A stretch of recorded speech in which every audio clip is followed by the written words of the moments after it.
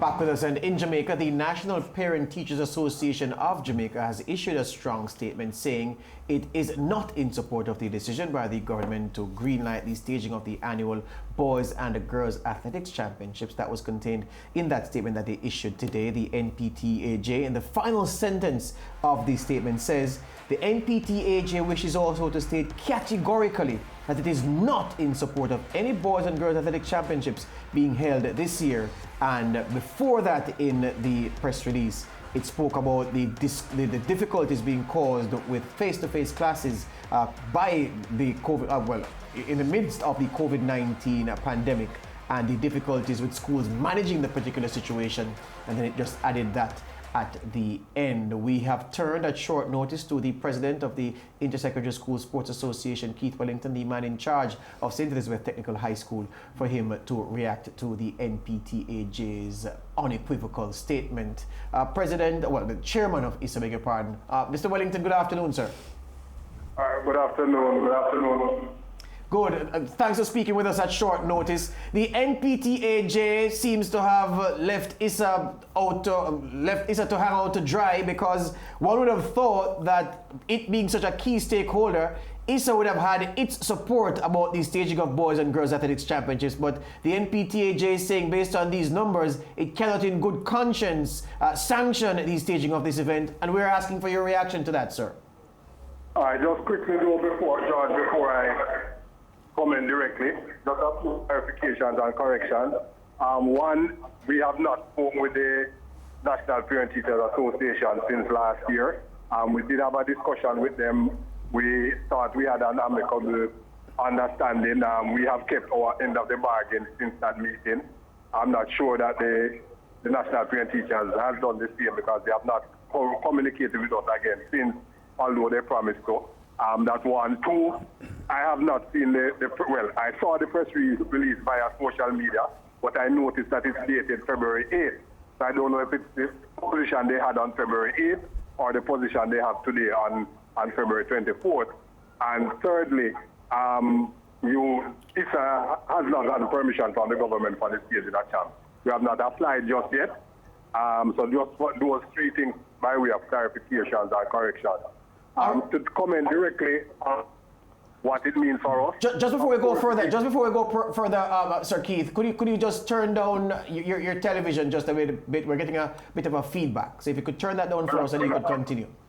Well, I'm actually in the middle of the playfield at State. Well, there you go. There's no TV there. Okay, you can go ahead. Crack on. You're sounding good now. Right, good. So for us, we are a little bit disappointed, because having had discussions with them before and made the commitment that this is all about ensuring that if there's an opportunity to safely have our competitions, we would not deny the students the opportunity to compete if it is safe to do so. And I think over the last 10, 11 months, it has shown that it is committed to ensuring that we do not compete unless it is safe to do so. And we remain committed to that. From a organization and planning perspective, we have to understand that we have to plan. It is costing us to plan without any guarantees, but we do not want an opportunity to pass by students who may need that opportunity. And the National Parent Teachers Association, I assume, should speak on behalf of parents, and it's an easy matter to resolve, because if parents do not allow their kids to participate, there's no other stakeholder that can organize or plan an event where the students must participate. So I think it's really a moot point for the National Parent Teachers Association to say what their stance is, if it is that the parents involved are not going to be supporting their stance. All right. So I'm thanking you for that clarification and pointing out that the date of the NPTAJ's letter is not current, February 8th, as you noted. Thank you for that. But the broader point, though, Keith Wellington, is this. Is ISSA in a position to go with the original date, or are you now planning for the plan B date, I'm going to call it that, based on the current situation with COVID-19?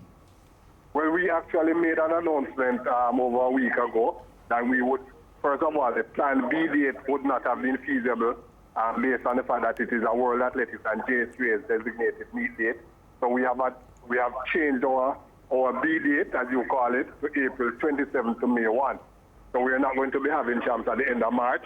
And we, of course, will only have it on the 27th of April if it is safe to do so at the time. But we cannot wait around until then to decide that we're going to have champs. And I'm sure many parents and students who are involved in track and field want this to happen if it is safe to do so. And I think the real key point is whether or not it is safe to do so. And we are committed, ISSA is made up of principals. We are not going to involve our students in any activity that is unsafe. Yeah, and finally, will you be reaching out to the NPTAJ for a clarification of their position given the information they have at their disposal? I think they have made their position very clear, but I think we have a responsibility to, as much as possible, have all our stakeholders on board. So I'm going to be reaching out to them to, again, have that discussion that we would have had a few months ago, where we pointed out what our objectives were and what were the conditions that would lead us to having any school sport. And I think that what we pointed out then would still stand. And everybody agreed in that meeting that once it is safe to do so, then we should not have these activities. Excellent. Thank you for the time, Principal. All the best. Thank you for joining us at short notice. And we know you will make the decision that's in the best interest of the students that you and your colleague principals have charge of. Definitely, George, and thanks for having me. Good. Keith Wellington, the president of ISSA. I don't want him saying chairman. It's not a board.